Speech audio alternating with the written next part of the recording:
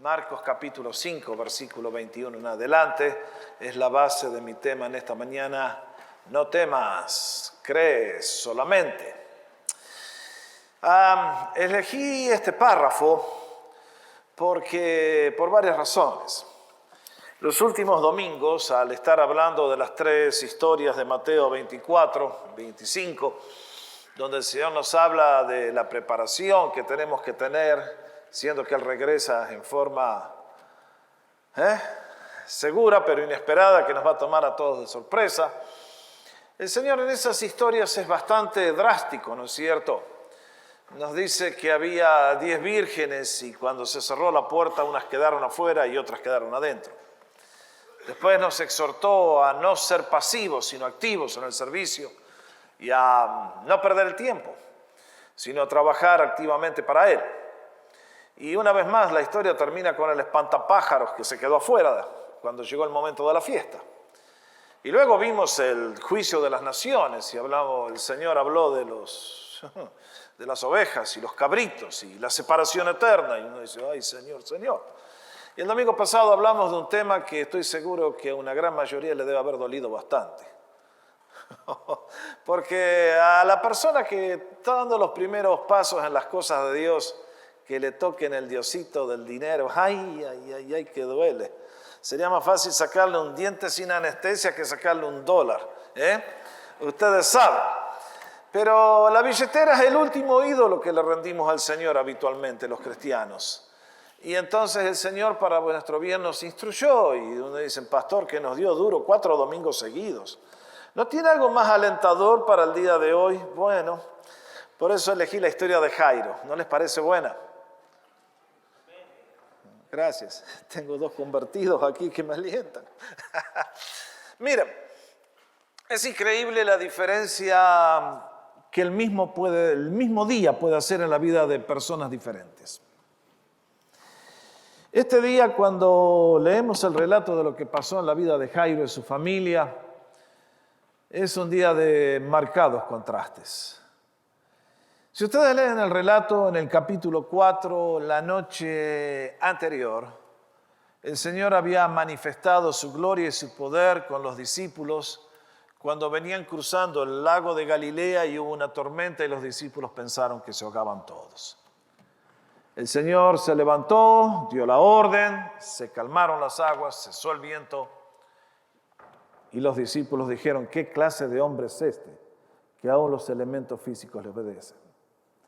El Señor demostró que tiene poder sobre todos los elementos físicos de este mundo.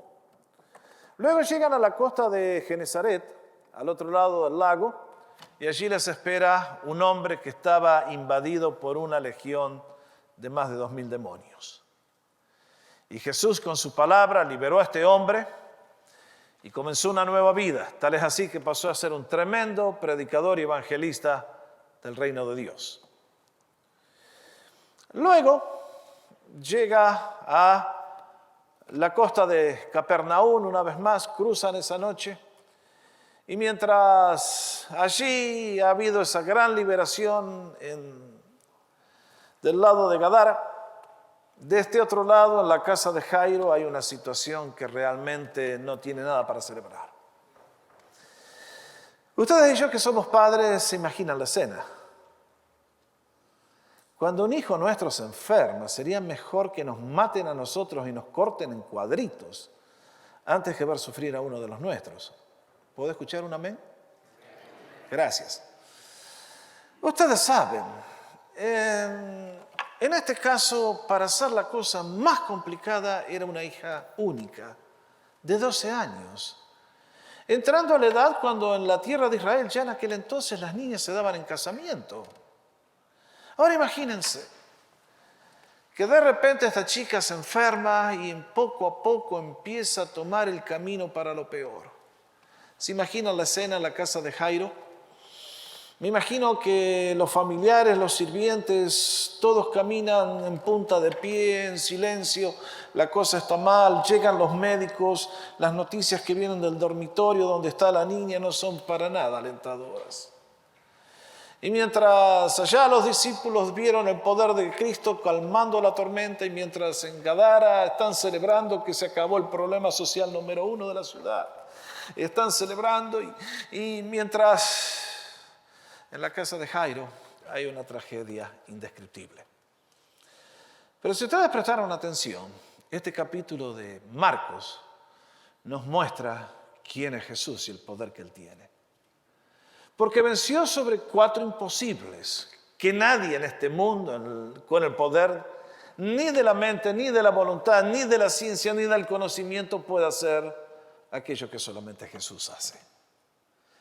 Calmó la mar, liberó al endemoniado, y como leímos en este relato tan apasionante, sin dar una palabra, aquella mujer que tocó su manto que él llevaba, como rabino que era y oraba, instantáneamente fue sana de su problema de 12 años y que nadie le había podido curar. 3 situaciones imposibles, y Cristo venció en todas ellas. Pero ahora demos gracias porque hay una que es la más difícil de todas, y nuestro Señor una vez más nos va a demostrar quién es el que vence. Así que pongan ganas, compañeros, que viene algo rico. Vamos a ver al Señor triunfando sobre la muerte. Y esto es un mensaje que para ustedes y para mí nos debe ser de profundo gozo y de profundo ánimo. Ahora, cuando uno viene a un relato tan rico como este, tiene que buscar, ¿cómo encamino esto? Hay tanto para ver. Y creo que este párrafo nos enseña 2 cosas. Primero, nos muestra a Jairo en toda su humanidad, que es un representante de ustedes, de mí, de todos los creyentes, de todos los humanos, a los cuales de repente se nos viene la vida encima y no sabemos para dónde salir. Y también nos muestra la grandeza de Cristo Jesús. Entonces, al pensar en cómo traerles este plato de comida tan rica, dije, bueno, vamos a mirar a Jairo, porque a través de él podemos aprender algunas lecciones vitales en cuanto a la fe, que le abrió la mano a Dios para que hiciera el milagro que hizo, y luego vamos a mirar un poquito del Señor. ¿Les parece bien? ¿Vamos por parte? Ahí vamos. Cuando nos acercamos al relato, encontramos a un hombre notable. ¿Quién es Jairo? Aquí el texto nos dice, era el principal en la sinagoga de Capernaum, allí a la orilla del mar de Galilea. Yo todavía, por más que he querido, no he podido viajar a la tierra de Israel. Pero si ustedes miran las fotos en la internet, van a ver que las ruinas de la sinagoga de Capernaum están allí todavía. Allí era donde Jairo ministraba. Él no era un sacerdote, era el que preparaba todo para que se hiciera el culto. Era un hombre que tenía una posición social distinguida, tenía prestigio, tenía prominencia, tenía una posición buena. Económicamente sospecho que estaba bien. Y lógicamente era una persona respetada en la comunidad. Pero ustedes notaron, no importa quién sea usted en la vida, parece que las tragedias y los golpes nos van a llegar y no hacen diferencia ni respetan nuestros logros o nuestros gran nombres. Ahora, Jairo tiene una gran ventaja. ¿Conocía a Jesús? Muchos piensan que tal vez que no, que tal vez que sí. Yo creo que lo conocía de cerca. ¿Por qué digo esto? Porque si ustedes miran Marcos capítulo 1, van a ver que cuando el Señor salió del desierto y empezó su ministerio, lo empezó justamente ahí, en la sinagoga en Capernaum. Y el versículo 21 del capítulo 1 nos dice enfáticamente que muchas veces los sábados Jesús enseñó en esa sinagoga. ¿Conocía a Jairo? Estoy seguro que sí. ¿Conocía a la familia? Posiblemente sí. Cuando le vinieron a pedir, hey, mi hija está mal, estoy seguro que Jesús conocía muy bien a esa niña. Lógicamente, Él nos conoce a todos y a esa niña que la había visto en la sinagoga con ojos físicos, el doble de conocimiento. Y Jairo se encuentra con esta situación imposible. Y lo primero a lo cual quiero llamar vuestra atención es esto: al objeto de su fe. Marque bien lo que voy a decir. El objeto de su fe. Porque en este mundo creo que hay mucha gente que tiene fe. Pero si esa fe está colocada en aquello que no sirve, de nada vale mi fe. Yo, por ejemplo, tengo fe que Boca Juniors es el mejor equipo del mundo y de aquí hasta el día de la venida del Señor va a ganar todos los partidos. Mi fe es muy grande, pero el objeto en el cual la estoy poniendo no vale la pena. Nadie diga amén porque me ofendo. ¿Se dan cuenta? Yo puedo tener fe en la ciencia, puedo tener fe en muchas cosas, pero si eso en lo cual yo le estoy depositando no tiene el poder de entregar lo que yo necesito, esta fe no me sirve de nada. Es el objeto de mi fe lo que determina las posibilidades de la victoria. En este caso, ¿en quién puso la fe Jairo? Bendito Jairo. Qué suerte que tuvo, ¿no? Diría alguien que no conoce a Dios. Miren, viene una situación imposible. La chica comienza a desmejorar. Todos los médicos han traído lo mejor que tienen de ciencia de aquel entonces. Y la niña cada vez es un paso más cerca de la muerte. Y me imagino que Jairo debe haber estado preguntando, ¿alguien sabe dónde está Jesús? ¿Alguien sabe dónde está Jesús? ¿Alguien sabe? Y a la mañana, cuando se enteró que el Señor había aparecido en la playa de Capernaum, ¡bum!, allá se fue a buscar. Lucky Jairo, dirían ustedes. La gente del mundo. Bienaventurado el que conoce a Jesús y que tiene fe en Él. Porque imagínense si no hubiera ido a buscar ayuda a los de Telemundo, a los que leen las manos. Esa tarde, cuando el sol caía, la niña estaba enterrada en el cementerio. Jesús hace toda la diferencia si nosotros tenemos la fe en Él. Y lo que encuentro en Él es que Él dirigió su fe a Jesús.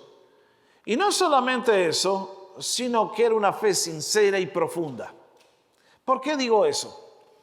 Porque cuando leo el relato, encuentro que hay mucha gente que sabe de Jesús, pero no tienen fe en Él. Jairo llegó a Jesús y, ¿cómo dice el relato?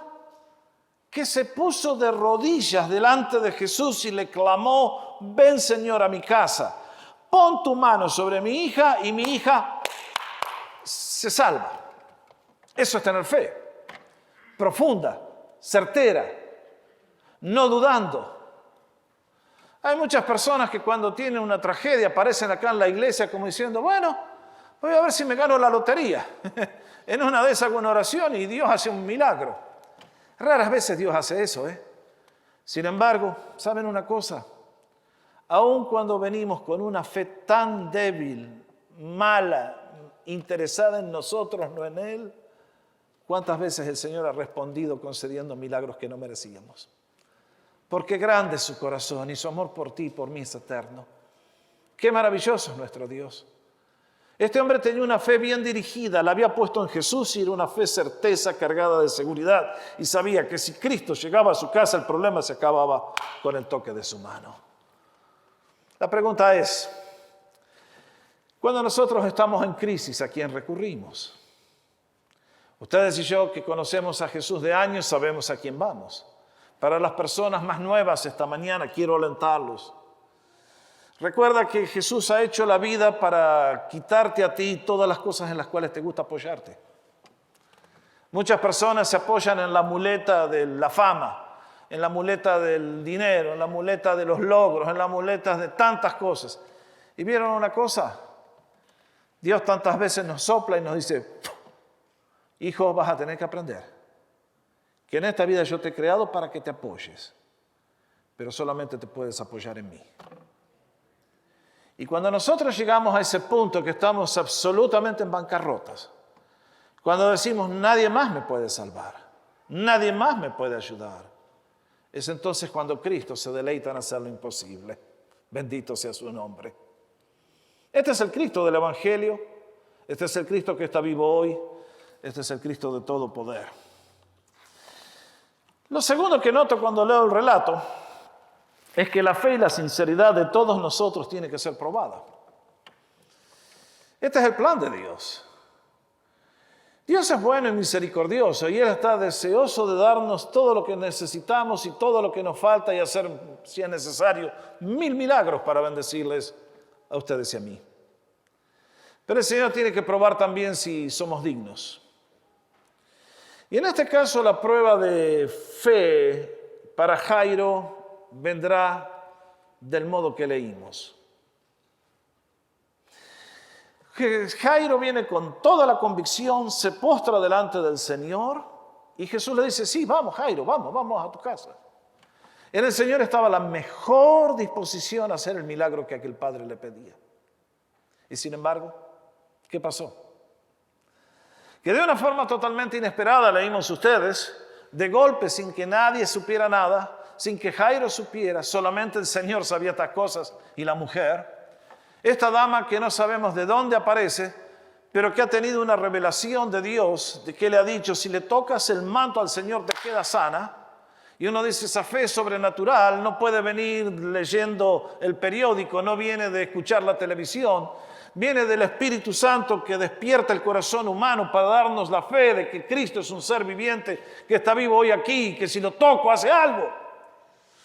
Y en este caso aquella mujer viene por detrás en medio de la multitud y ustedes y yo leímos cómo tocó el manto del Señor e instantáneamente quedó sana del azote.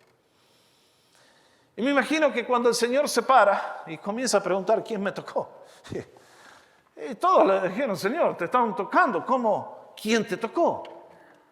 Y me imagino que mientras el Señor pregunta, Jairo se debe estar comiendo las uñas, porque con cada segundo que pasa la situación en su casa se está desmejorando.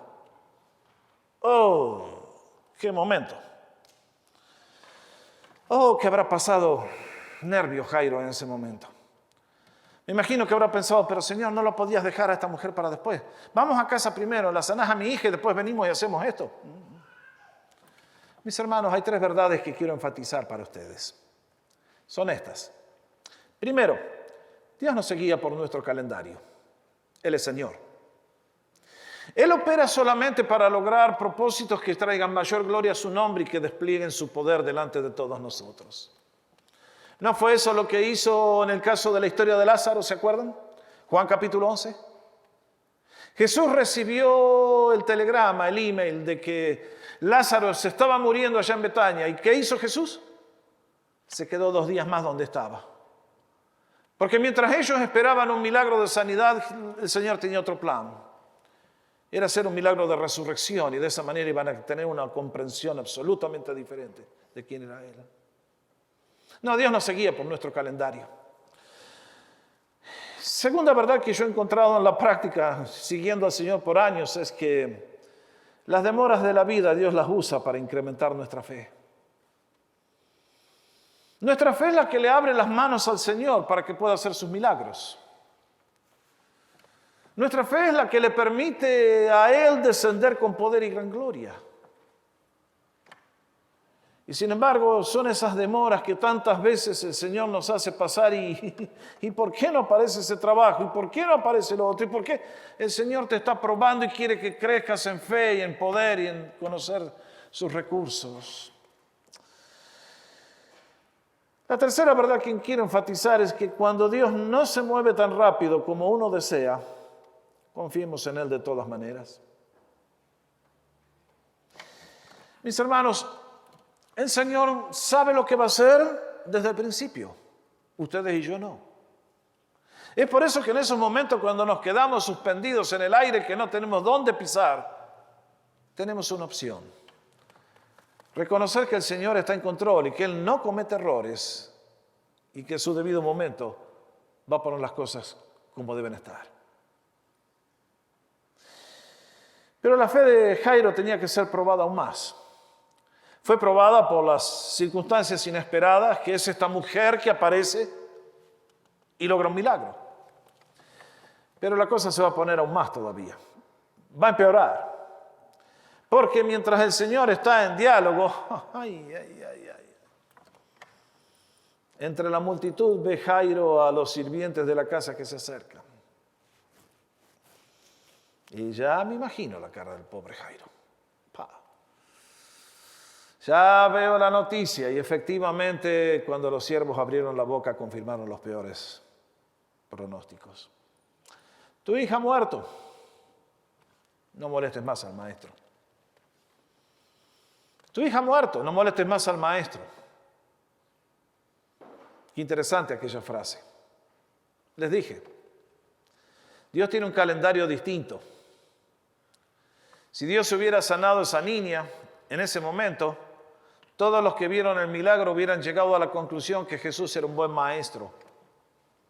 Pero Jesús es mucho más que eso. ¿Qué es Jesús? Jesús es el Hijo de Dios. Jesús es Dios hecho hombre. Jesús es el creador del universo. Jesús es el dador de la vida. Es el que puede resucitar a quien quiera con el poder de su palabra. Con su palabra fueron hechos los mundos. Con su palabra Él dio la orden y Lázaro volvió a vivir. Es tremendo. Él es Jesús. Y es por eso que cuando Él también escucha la noticia, le dice a Jairo, Jairo, no te guíes por lo que ves. No te guíes por lo que oyes. No te guíes por la lógica, no te guíes por tu mente. No temas, cree solamente. Oh my goodness. Qué declaración la que hace el Señor en este caso. Les puse allí en la pantalla, cuando lo que Dios hace no tiene sentido, sigamos confiando en Él. Él está trabajando de maneras que no podemos comprender para lograr lo que no podemos imaginar. Dios tiene un plan para cada circunstancia personal. Y aun cuando no podamos entender lo que está haciendo, confiemos de todas maneras y nuestra fe nos sustentará. Mis queridos, nuestra fe siempre será probada. Lo hizo Dios en el pasado con la historia de Lázaro. Aquellas hermanas desesperadas esperaban al Señor que viniera y cuando lo vieron venir dijeron, qué lástima, Señor. Si hubieras estado aquí antes, mi hermano no hubiera muerto. El nivel de su fe era hasta aquí. Jesús las quería llevar hasta allá arriba. Y mis queridos, en nuestro caminar con Dios es exactamente igual. Nosotros vamos creciendo en el conocimiento de Dios. Es progresivo. Ustedes y yo nos aferramos a este libro bendito, escuchamos su voz, creemos sus promesas y el Señor nos va dando cada vez más. Y es impresionante lo que el Señor nos va llevando con el correr de los años. Y con la fe le podemos abrir las puertas a Él para que haga cosas que humanamente nos dejan deslumbrados, atónitos. Lo tercero que quiero llamar vuestra atención es al triunfo de la fe de Jairo. Porque Jairo va a salir bien de esta experiencia. Y en este caso, en la última parte del relato, vemos al Señor en acción. Y lo primero que vemos es el triunfo de la fe de Jairo confirmada por las palabras del Señor. Versículos 36 al 39. El Señor llega a la casa de Jairo. Y como les dije, cuando la persona que estaba en el dormitorio con la niña vio que la niña no respiraba más, entonces salieron a decir la niña está muerta. Avisarle a alguien que murió, una persona, cuando todavía está viva, es muy difícil. Antes de soltar semejante noticia, uno chequea 1000 veces. Cuando vieron que aquella niña realmente ya no respiraba, que estaba azul, que ya no había más circulación, me imagino que entonces salieron. Y mientras allá salieron los siervos a buscar a Jairo, por este lado ya estaban golpeando las que ofrecían servicio de lamento. El funeral judío tenía 3 etapas. Establecía la ley que aunque una familia fuera pobre, de la comunidad, de la sinagoga, le iban a dar los fondos para que pagara a 2 personas que toquen la flauta y a una que llorara. Ustedes vieron lo distinto que son las culturas con el tema de los entierros, ¿no? Acá los gringos son todos de una lágrima. Me hacen acordar al famoso verso aquel que decía, una sola lágrima derramó Ruperto sobre la tumba de su hermano muerto. Una sola lágrima derramó Ruperto porque Ruperto era tuerto. Y los gringos acá son todos tuertos. Cuando se ríen, jaja. Y cuando lloran, hacen wow, wow. En cambio, ustedes y yo, que somos de la gente buena, cuando alguien llora,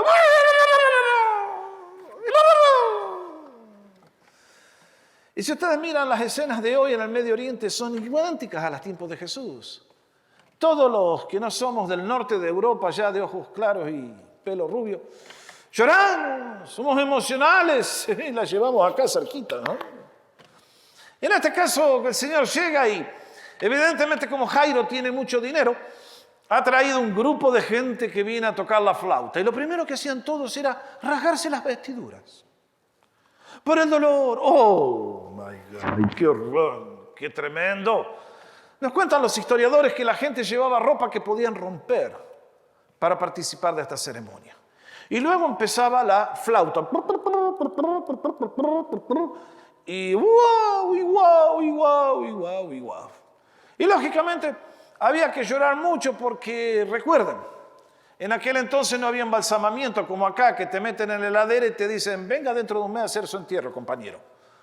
Allá, al igual que en Latinoamérica, al que se moría antes que el sol caiga, al pozo. Bye, bye, adiós. Y entonces en este momento, en medio de todo el alboroto, es que llega el Señor. Y ustedes vieron lo que hizo el Señor. Le dijo, a ver, todos ustedes, compañeros, el patio, ahí está la puerta, sálganse de acá. La niña no está muerta, está dormida. ¡Ja! Cuando escucharon eso dijeron, pero miren que había sido tonto este, ¿eh? ¡Ja, ja, ja, ja!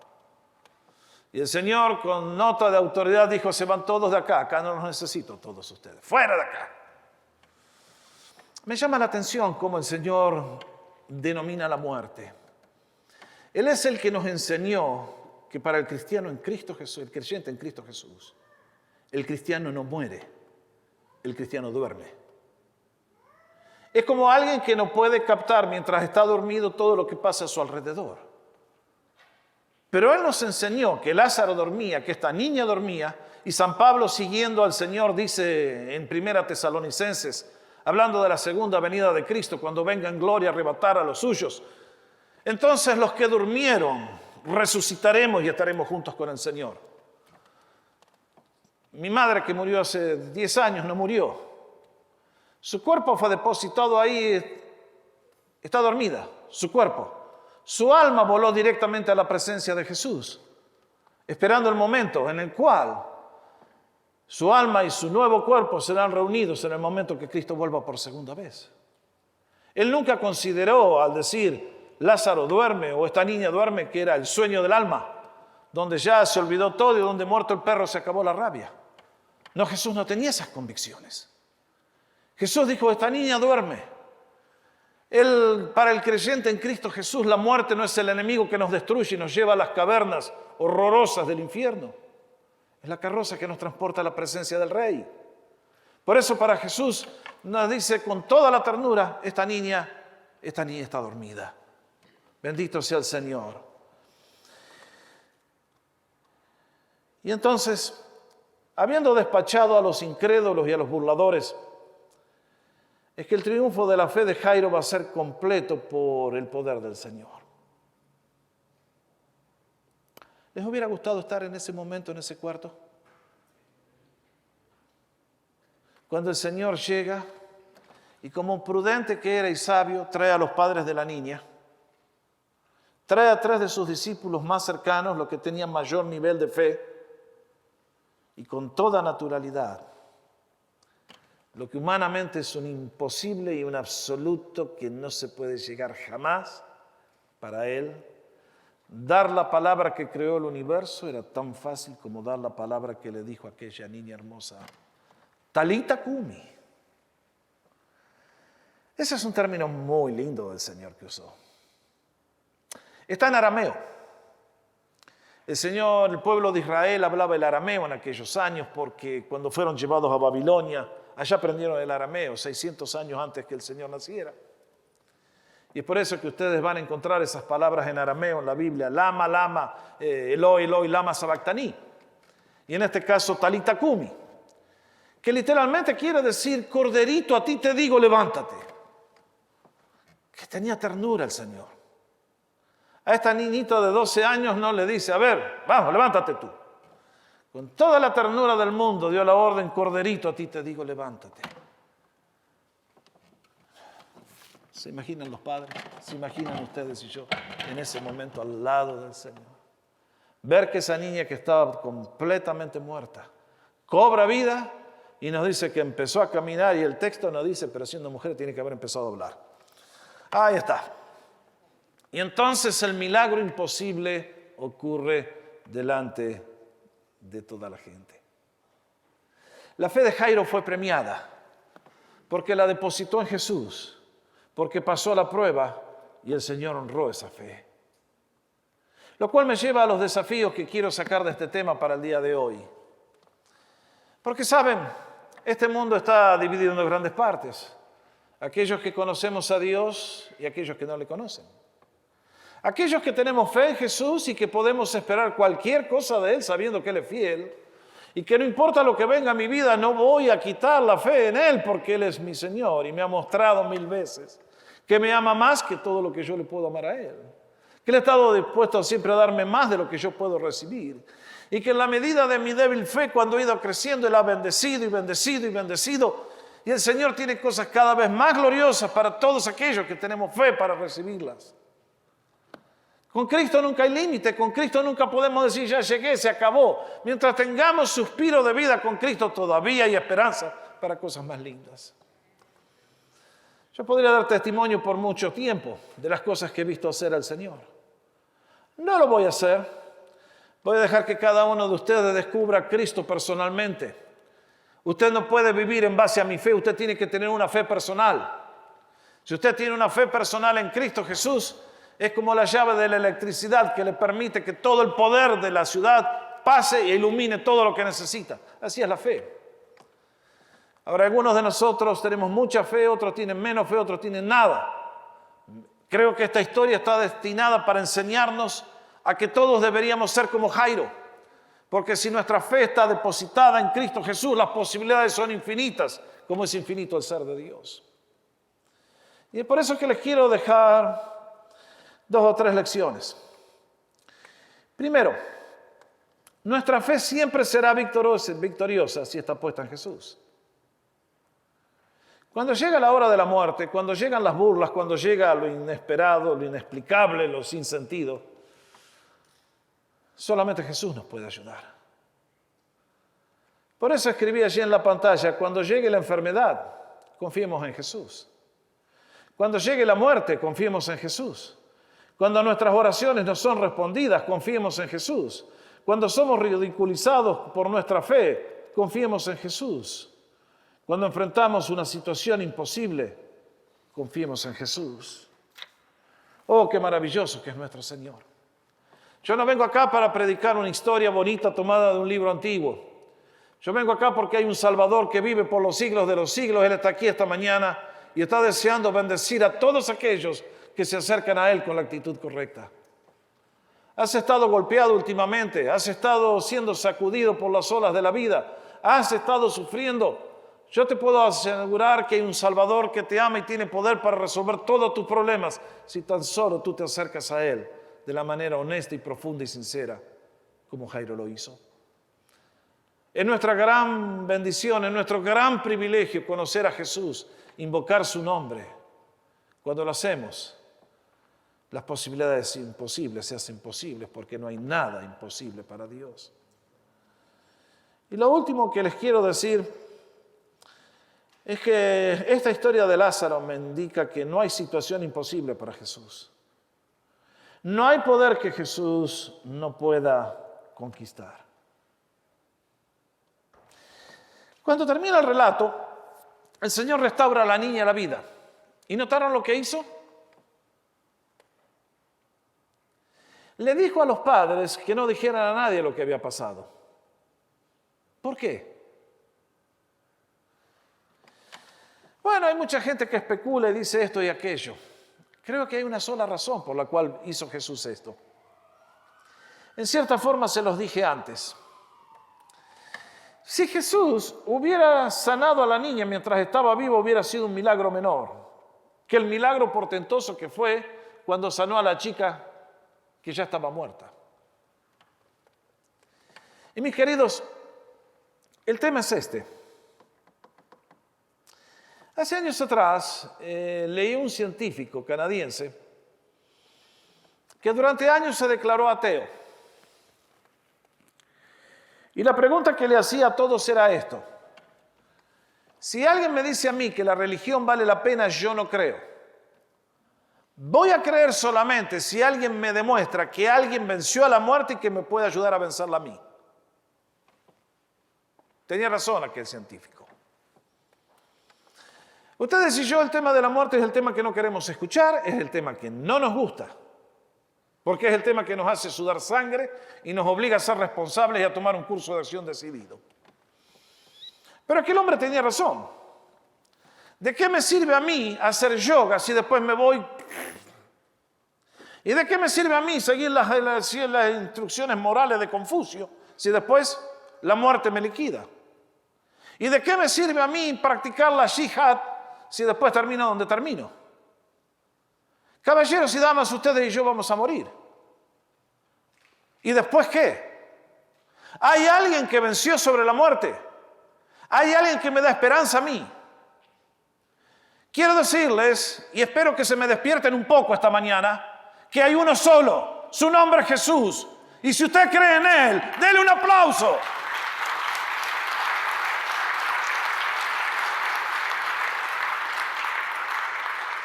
Mis hermanos, ¿cuál es el último enemigo? ¿Cuál es el rey de los terrores? Dice el libro de Job, capítulo 18. La muerte. ¿Quién es el único que la venció? Jesús. Por eso vale la pena depositar la fe en Él. En cualquier otro que la pongamos es ponerlo en un fundamento de arena que el tiempo y la muerte lo van a destruir. Es por eso que Jesús, al decirle a aquella familia, no cuenten, estaba tratando de lograr algo a largo plazo. Y es que no se queden con la idea de que yo calmo tempestades en el mar, que libero endemoniados, que sano mujeres con flujo de sangre, o que puedo liberar a una chica de la muerte. Quiero que esperen. Quiero que me vean llegar a Jerusalén. Quiero que me vean ir a esa cruz y comprendan que soy el Cordero de Dios, que vine para quitar el pecado del mundo.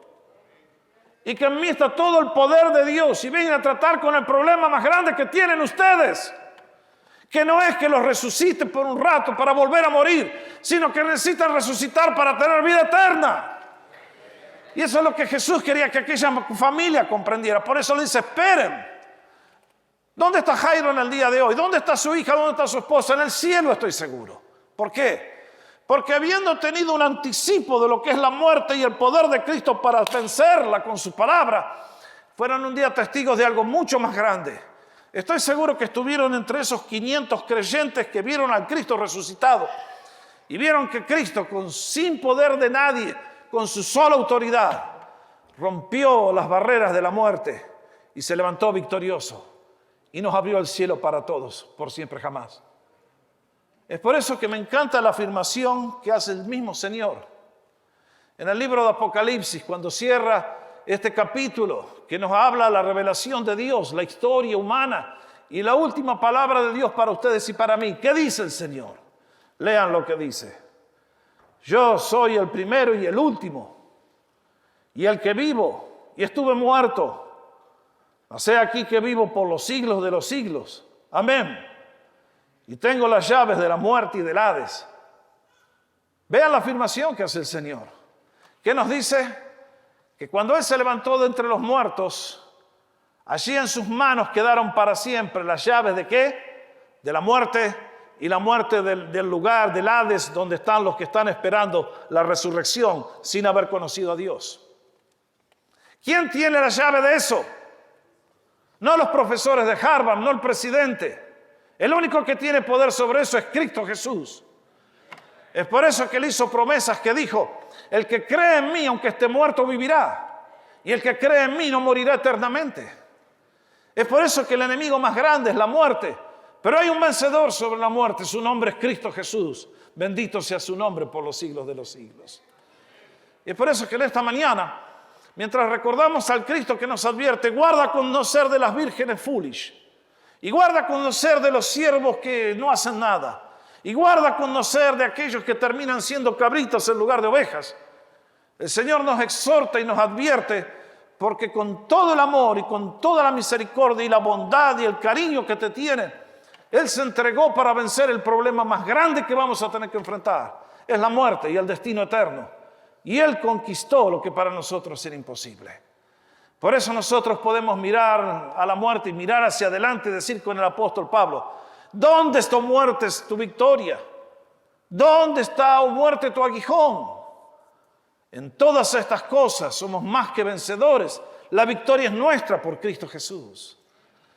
En esta mañana yo no sé quiénes son ustedes ni qué hay en vuestro corazón, pero estoy convencido que la persona que tiene a Cristo Jesús no puede ser una persona normal. Tiene que ser una persona que rebalse con gozo y poder para vivir la vida eterna que Cristo nos ofrece. Es por eso que Cristo nos llamó a un estilo de vida radicalmente diferente, a un estilo de vida totalmente distinto. El que conoce a Jesús, bye bye muerte, venga cuanto antes que me voy con el Rey. Ah, mis hermanos, qué diferencia que hace tener fe en Jesús. Significó la vida para la hija de Lázaro, es la diferencia entre un destino de horror y un destino de eterno gozo y bendición en la presencia del Rey de Reyes. ¿Conoces a Jesús? ¿Tienes fe en Él? ¿Sobre quién está basada tu vida? Quiera el Cristo que vive por siempre jamás, sea quien te hable a tu corazón y te lleve a las grandes decisiones que traerán el mayor beneficio para ti, para tu vida, para tus seres amados, para toda tu descendencia. Porque estoy convencido que luego de semejante milagro, quién sabe cuántas generaciones más de Jairo pertenecieron a la familia de Dios, y no me cabe la menor duda, como dije antes, que a todos estos personajes los vamos a encontrar un día en el cielo. ¿Por qué? Todos redimidos por el poder y el amor de Cristo Jesús. El que conoce a Jesús lo tiene todo. El que no conoce a Jesús, así sea el dueño del mundo, está completamente perdido. Si tú eres hijo de Dios, alábale y bendícele y dale gracias. Y vive una vida que le glorifique siendo digna de su nombre y de la vocación que te ha extendido. Por lo tanto, en este día glorifiquemos el nombre de Dios y hagamos la decisión de perseverar en el camino que nos dio, aunque vengan pruebas y dificultades, porque lo que Dios nos ha dado y nos dará excede con creces el peor de los conflictos y la peor de las enfermedades y la peor de las miserias. ¿Qué peor que perder a un ser amado como una hija única? Y sin embargo, Cristo vino con todo el poder y ese Cristo está hoy aquí. Golpea la puerta de tu corazón y te quiere decir, estoy listo. Cuando me necesites, invítame y yo voy a hacer algo por ti. Bienaventurado el que tiene la fe de Jairo, porque entonces le abre la puerta al Maestro para hacer lo imposible. Vamos a ponernos de pie para orar.